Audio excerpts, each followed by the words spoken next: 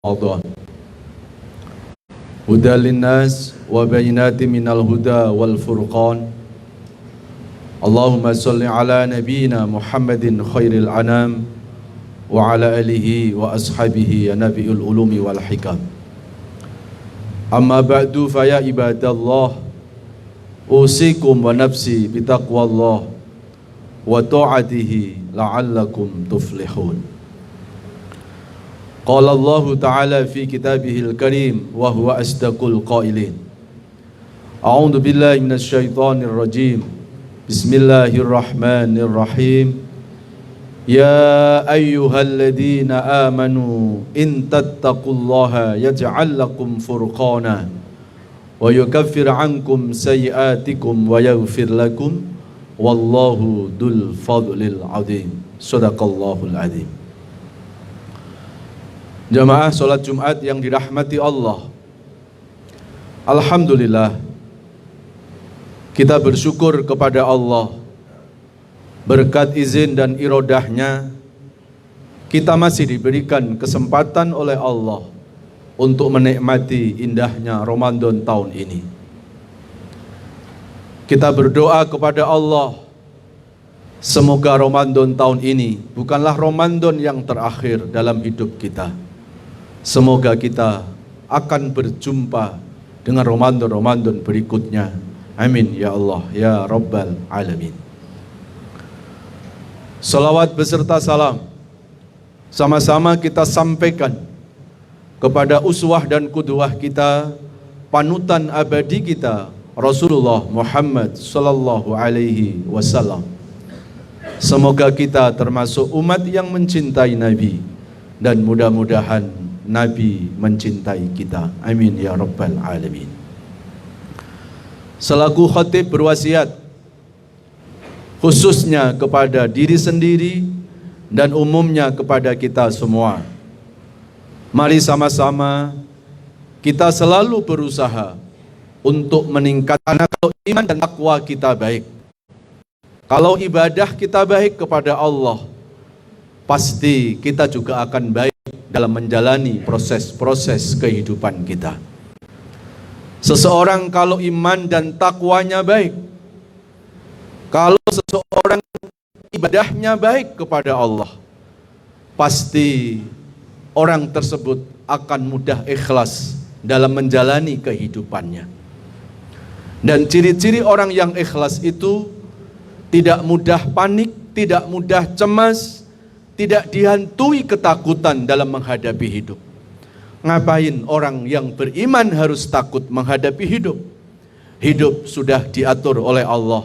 Kita manusia hanya tinggal menjalani saja. Kita tidak bisa mengatur Tuhan.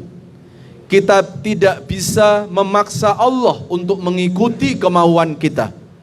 Karena memang hidup ini bukan mau-maunya kita, tetapi hidup ini hakikatnya adalah mengikuti apa yang dimaui oleh Allah Subhanahu wa ta'ala. Itulah yang Allah jelaskan dalam Al-Quran, surat At-Taubah, surat 9 ayat 51. A'udzu billahi minasyaitonir rajim. Qul la yusibana illa ma kataballahu lana huwa maulana wa 'alallahi falyatawakkalul mu'minun.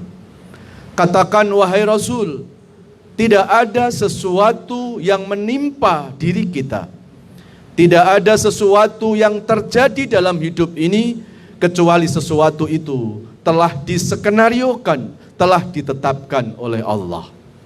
Jadi tidak ada sesuatu yang terjadi dalam hidup ini karena kebetulan. Semua sudah diskenariokan, sudah direncanakan, sudah ditetapkan oleh Allah. Maka kita selaku manusia hanya bisa menjalani itu saja.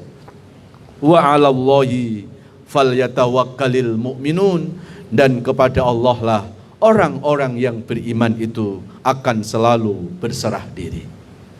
Jamaah sekalian yang dirahmati Allah, dalam khutbah yang sangat singkat ini, khatib akan mengangkat satu tema, yaitu pengaruh ibadah dalam perbaikan diri.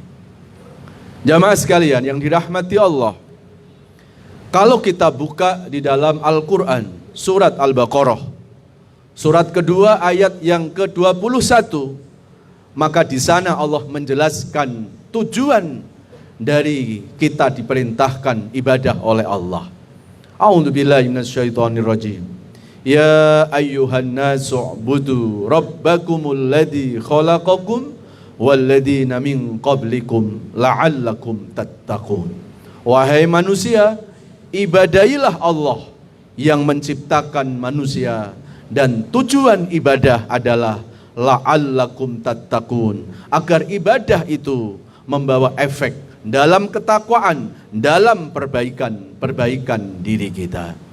Jamaah sekalian, kalau kita mencermati surat Al-Baqarah ayat 21 ini, maka jelas bahwa sesungguhnya nilai dari ibadah kita itu bukan hanya dilihat dari ibadah kita saja, tapi juga akan dilihat efek, pengaruh dari ibadah itu mampukah membawa kesolehan pribadi dan kesolehan sosial kita. Itulah yang disebut takwa.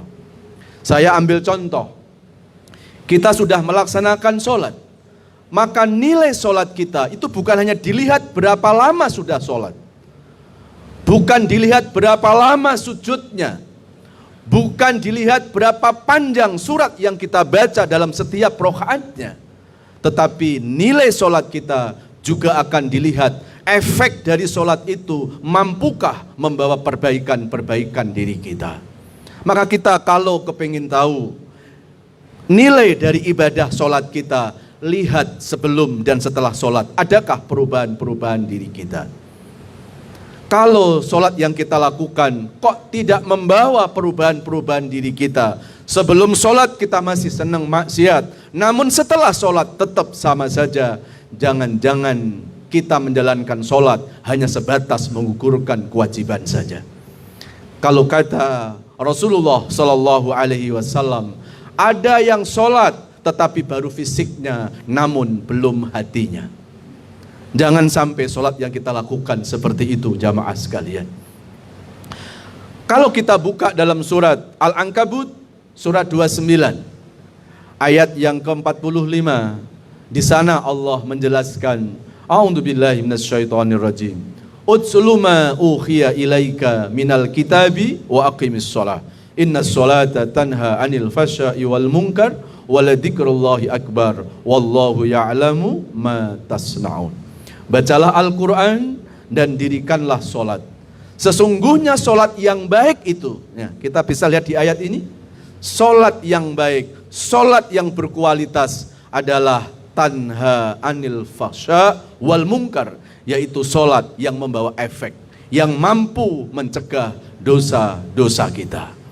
Jamaah sekalian yang dirahmati Allah Subhanahu wa ta'ala, ternyata ini bukan hanya sholat saja, termasuk kita berpuasa.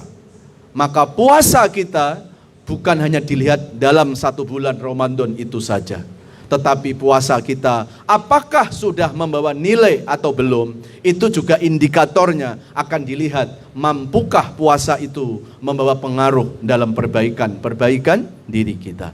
Itu yang Allah jelaskan dalam surat Al-Baqarah ayat yang ke-183, kutiba alaikumusyamu kama kutiba alal ladzina min qablikum la'allakum tattaqun.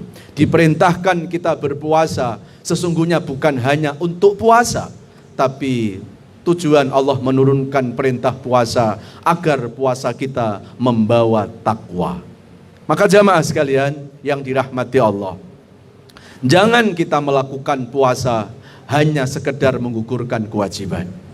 Karena masih banyak saudara-saudara muslim kita ketika berpuasa hanya sekedar menjalankan kewajiban. Akhirnya apa? Akhirnya selesai puasa merasa puas karena sudah merasa menyelesaikan kewajibannya. Padahal setelah selesai puasa, justru 11 bulan itulah nilai puasa kita. Ada juga seorang muslim yang berpuasa karena bulannya puasa. Jadi kalau ditanya kenapa Anda puasa? Ya karena bulannya puasa. Puasa karena bulannya. Akhirnya puasa hanya menjadi tujuan saja. Akhirnya di saat bulan puasa rajin ke masjid. saat bulan puasa rajin baca Quran, tetapi selesai puasa, selesai semuanya. Jamaah sekalian yang dirahmati Allah, kenapa kita semangat beribadah kok hanya nunggu datangnya bulan Ramadan? Apakah Allah hanya ada di Ramadan? Apakah surga, apakah pahala hanya ada di Ramadan? Ini perlu kita jadikan perenungan jamaah sekalian. Jangan sampai puasa yang kita lakukan dari tahun ke tahun hanya seremonial. Jangan sampai puasa yang kita lakukan hanya menggugurkan kewajiban.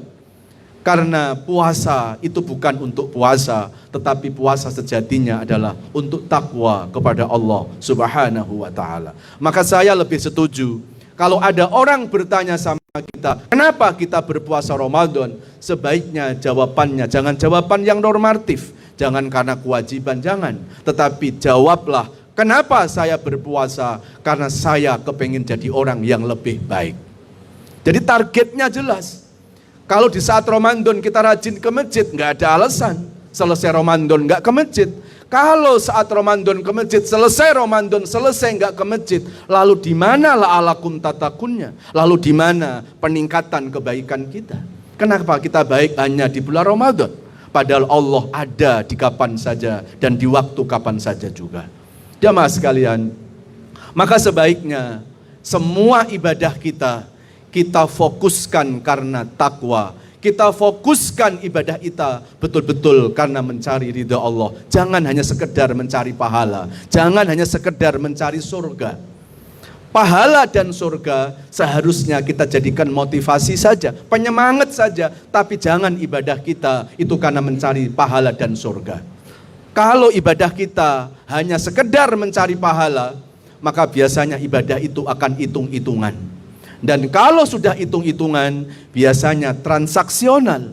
Dan kalau sudah transaksional, seperti seorang pedagang. Kalau dagangannya besar, untungnya dia semangat pedagang. Tapi begitu untungnya kecil, dia malas tidak berdagang. Mosok ibadah kepada Allah seperti itu. Maka pahala surga harusnya jadi motivasi. Jadi penyemangat saja, jangan jadi tujuan. Kalau di dunia kerja, itu ada istilah insentif. Nah, seperti itulah harusnya. Pahala surga untuk penyemangat, tapi tujuan ibadah yang sesungguhnya adalah karena Allah Subhanahu wa ta'ala. Karena kalau ibadah itu hanya hitung-hitungan pahalanya, hanya sekedar mengejar pahala dan surga, biasanya ibadah itu enggak bertahan lama.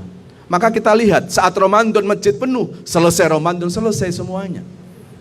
Saat Ramadan orang semangat untuk baca Al-Quran, tadarus baca Al-Quran, begitu selesai Ramadan selesai semuanya. Karena dia merasa seolah-olah bahwa Ramadan selesai, ya Ramadan selesai juga, kebaikan juga selesai juga. Padahal Bapak Ibu, kalau ibadah kita karena Allah, harusnya ibadah kita ini akan istiqomah. Karena Allah ada kapan saja. Allah tidak hanya ada di bulan Ramadan. Allah ada di mana, di waktu, kapanpun. Allah selalu ada di dalam kehidupan kita. Jamaah sekalian yang dirahmati Allah. Coba Bapak Ibu, Bapak-bapak sekalian bisa merenungi di surat Al-Fajr. Surat Al-Fajr ayat yang ke-27 sampai ayat yang ke-30.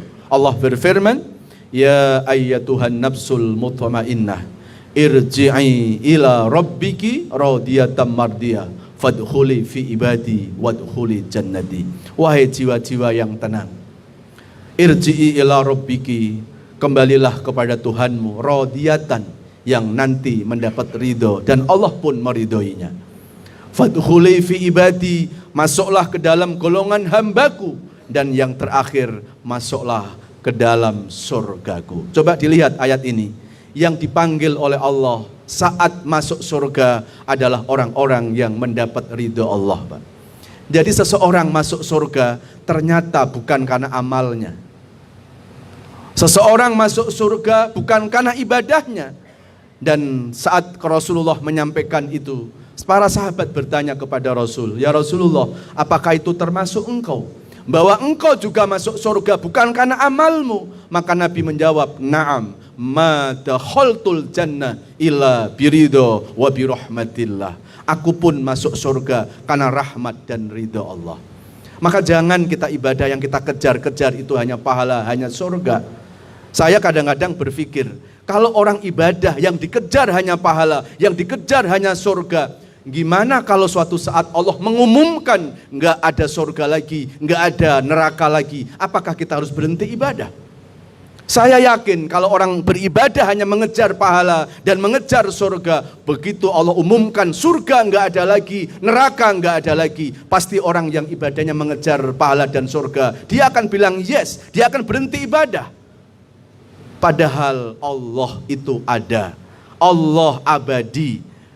Kalau Allah itu abadi, kenapa kok lebih mementingkan ibadah kita mengejar pahala? Kok tidak mengejar Allah yang sesungguhnya ada di dalam kehidupan kita? Maka jamaah sekalian yang dirahmati Allah, mari luruskan niat ibadah kita karena Allah. Jangan sampai ibadah-ibadah yang kita lakukan ini hanya ritual, hanya makna fisikal. Tetapi ibadah yang kita lakukan harus betul-betul ikhlas karena Allah. Dan tanda-tanda ibadah ikhlas karena Allah, ibadah orang itu tidak akan terkontaminasi oleh waktu dan keadaan. Kalau ada orang semangat ibadah saat Ramadan, selesai, itu menunjukkan bahwa ibadahnya belum sepenuhnya karena Allah, belum sepenuhnya ikhlas karena Allah. Kenapa? Karena ibadahnya masih terkontaminasi oleh waktu dan keadaan. Semoga puasa yang kita lakukan tahun ini tidak hanya sekedar untuk puasa, namun puasa kita lakukan untuk takwa, untuk perubahan diri kita. Amin ya Allah ya Rabbal alamin. Barakallahu li barakallahu li fil Qur'anil adzim wa nafa'ani wa iyyakum bima fihi minal ayati wa dzikril hakim. Aqulu qawli hadza fastaghfiru innahu wal ghafurur rahim. اللهم صل وسلم وبارك على سيدنا محمد وعلى آل سيدنا محمد. Alhamdulillahilladzi anzala sakinata fi qulubil mu'minin liyazdadu imanan ma'a imanihim. Asyhadu an la ilaha illallah wa asyhadu anna Muhammadan abduhu wa rasuluh. Allahumma sholli ala nabiyyina Muhammad wa ala alihi wa ashabihi ajma'in. Amma ba'du fa ya ibadallah usikum wa nafsi bitaqwallah wa ta'atihi la'allakum tuflihun. Innallaha wa malaikatahu yusholluna 'alan nabi ya ayyuhalladzina amanu shollu 'alaihi wa sallimu taslima. Allahumma ighfir lil muslimina wal muslimat wal mu'minina wal mu'minat al ahya'i minhum wal amwat. Ya Allah, Allahumma innaka 'afuwun karim tuhibbul afwa fa'fu anna. Allahumma inna nas'aluka ridhoka wal jannah wa na'udzubika min sakhatika wan nar. Ya Allah yang maha mendengar, yang maha melihat, yang maha menyaksikan, yang maha menghidupi, yang maha mewafatkan. Ya Allah, darimu kami semuanya berasal, untukmu kami berdoa, dan kepadamu ya Allah semuanya kami pasti akan kembali. Ya Allah, bila hidup ke depan kami ini masih membawa kebaikan-kebaikan, mohon panjangkan usia kami ya Allah. Berikan kesehatan jasmani rohani kami ya Allah. Angkat seluruh penyakit-penyakit kami, baik penyakit fisik maupun penyakit hati yang susah diobati. Ya Allah, berikan keikhlasan dan kesabaran dalam menjalani sisa-sisa hidup ini ya Allah. Ya Allah, jadikan sisa-sisa hidup kami ini menjadi hidup yang jauh lebih baik, hidup yang lebih berkah, hidup yang penuh ibadah, hidup yang mampu memperbaiki diri. Ya Allah, dari mulai hari ini sampai Engkau mencabut nyawa kami, tetapkan iman dan Islam kami ya Allah, sehingga hanya nama-Mu yang kami sebut ketika kami menghembuskan nafas terakhir kali. Ya Allah, sebelum ajal menjemput kami, izinkan kepada kami untuk bertaubat kepadamu ya Allah. Ajarkan kepada kami makna taubat ya Allah, agar kami mampu menyadari dosa-dosa kami selama ini. Kami bukan orang yang suci dari dosa ya Allah. Kami bukan orang yang suci dari kesalahan ya Allah. Kami menyadari banyak dosa-dosa dari masa lalu hingga saat ini, ya Allah. Ya Allah, ampuni dosa-dosa kami. Jangan kau balas dosa-dosa kami dengan kemurkaan-Mu, ya Allah. Jangan kau balas dosa-dosa kami dengan musibah-musibah yang selalu menghampiri hidup kami, ya Allah. Wa sallallahu ala nabiyyina Muhammadin wa ala alihi wa sahbihi wasallam. Walhamdulillahi rabbil alamin. Aqimis salat. Allahu Akbar.